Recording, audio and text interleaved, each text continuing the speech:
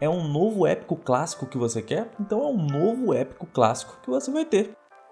Olá, sejam todos muito bem-vindos e bem-vindas, eu sou o Maurício e aqui nós vamos ter mais um videozinho hoje falando sobre essa beleza de filme que é Duna, a versão de 2021, obviamente. Talvez vocês me vejam falando um pouco mais acelerado porque eu não posso deixar de falar tudo que eu queria falar e também não quero que o vídeo fique muito extenso, mas provavelmente vai ficar um pouquinho maior do que normalmente, então peço que vocês, por favor, me entendam e vem com o pai que vai dar certo. Vamos direto então para a ficha técnica desse filme que está saindo exclusivamente nos cinemas dia 21 de outubro, exatamente hoje no dia que está saindo esse vídeo aí para vocês.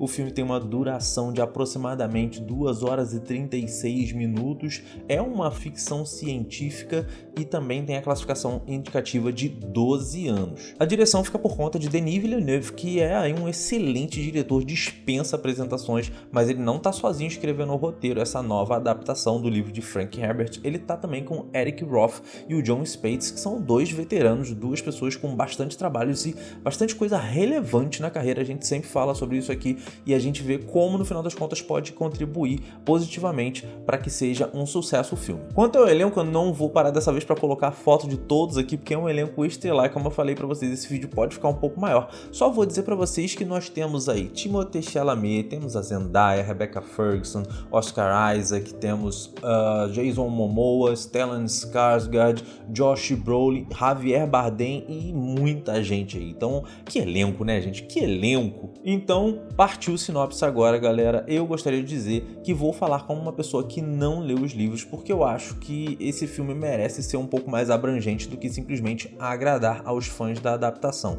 Eu sou fã, muito fã de uma ótima adaptação. Eu muitas vezes torço para que seja uma transcrição e não uma adaptação. Em muitos casos dá para se fazer apesar das mídias diferentes, mas nesse caso aqui eu acho que a gente tem uma coisa tão boa em mãos que deve ser amplamente divulgada. Então, se você não leu o livro, não se sinta acuado ou angustiado de assistir algo que tem uma obra gigantesca por trás com um imenso impacto cultural. Não tem problema, vá assistir e eu sei que vai funcionar. Então aqui a gente tem a história de um governo intergaláctico chamado Império, que domina a galáxia e governa os planetas através de suas casas aliadas, né? Então a gente tem uma das casas aliadas que é um dos focos dessa história, que é a casa Atreides. Uma dessas casas é a Harkonnen, que domina um planeta chamado Arrax, onde se encontra uma especiaria, algo muito especial naquele universo, que permite viagens intergalácticas, mas que para o povo daquele planeta representa muito mais. Eles cultivam aquilo como algo sagrado que servem para ele para muitas outras coisas.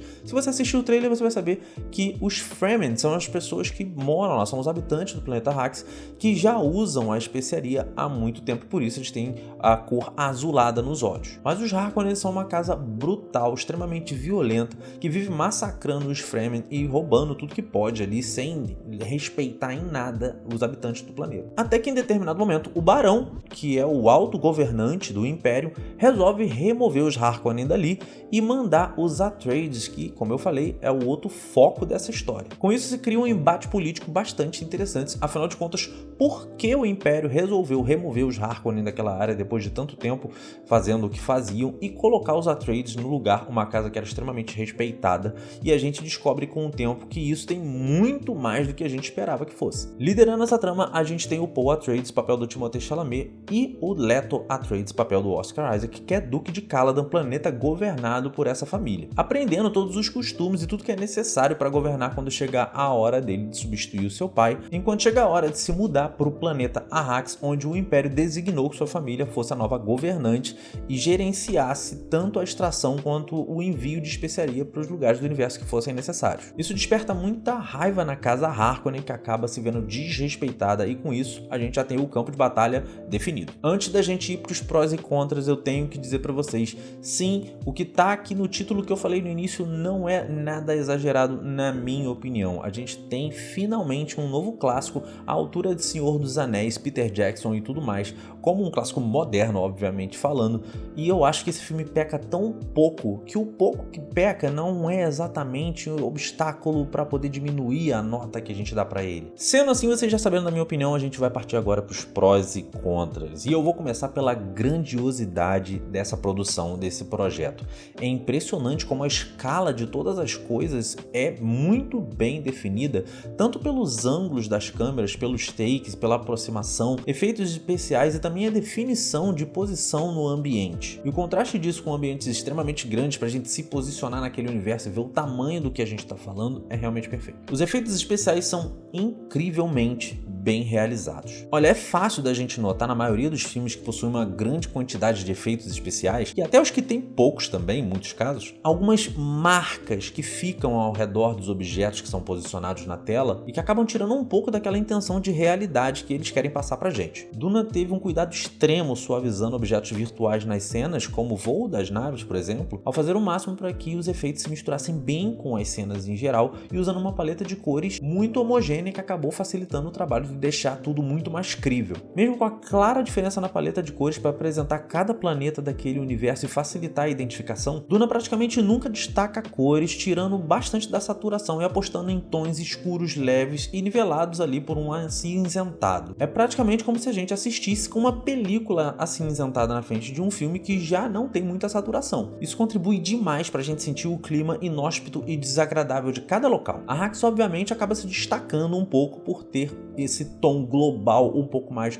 alaranjado, mas também nem tanto assim. Acho que a cor que mais se destaca no geral, por incrível que pareça, são os olhos dos Fremen, que tem um tom azul bastante chamativo. Quanto aos figurinos e design de produção, eu basicamente aposto que Duna vai ser indicado ao Oscar com grandes chances de ganhar. Eles tornam os personagens mais vivos e mostram toda a riqueza de detalhes que os povos e castas possuem. Ao contrário do que eu vi numa crítica recente, e olha que eu não costumo assistir nenhuma crítica antes de gravar a minha própria, acho que o ponto alto das atuações desse filme foi a Rebecca Ferguson com a sua Jessica Atreides. Imponente e altamente confiante quando foi necessário, confusa entre o dever para com a sua seita / irmandade, ou chame como você quiser, e a vontade / necessidade de ajudar o seu próprio filho, desabando, desesperada com as suas angústias e etc. Olha, teve uma cena em específico que ela estava angustiada com uma certa coisa e ela tremia, ela não podia demonstrar aquilo, então ela guardou aquilo, ao mesmo tempo chorando, ao mesmo tempo se tremendo.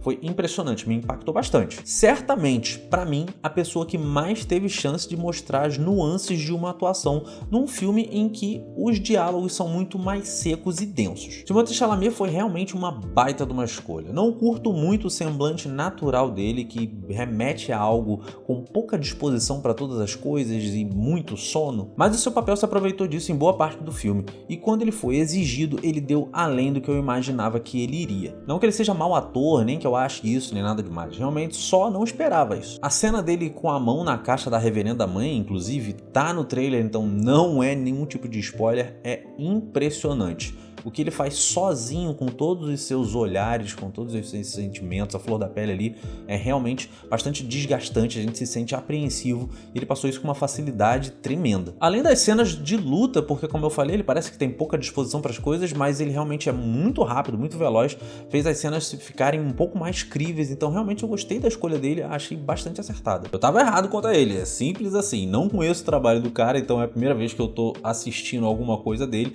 mas confesso que eu tava errado e foi bom estar errado. A trilha sonora é Hans Zimmer no seu auge moderno, sabe? Poucas trilhas me deixaram tão esperançoso, apreensivo, feliz, nervoso, com raiva e tantos outros sentimentos de uma só vez. Realmente foram poucas as produções que chegaram nesse nível em termos de trilha sonora para mim. As músicas se sobressaem em todos os momentos, mas sem em nenhum momento passar a importância de qualquer coisa que esteja acontecendo em tela. Sempre num crescendo e não com relação ao volume e sim à intensidade da música. Mesmo nos momentos de abatimento e tristeza. Olha, eu arrisco dizer fácil que se não fosse por essa trilha sonora, provavelmente Duna não seria o que foi para mim. Se Denis Villeneuve recriou esse universo visual, eu posso afirmar que o Hans Zimmer criou um irmão sonoro para andar de mãos dadas juntinho. E o que tem de ruim, meu filho? É muito difícil ressaltar as coisas que não são exatamente boas, tá bom? Apesar dos diálogos serem densos na medida certa, eu acredito que o roteiro não trouxe nada demais pra gente, né? A história é super fechadinha,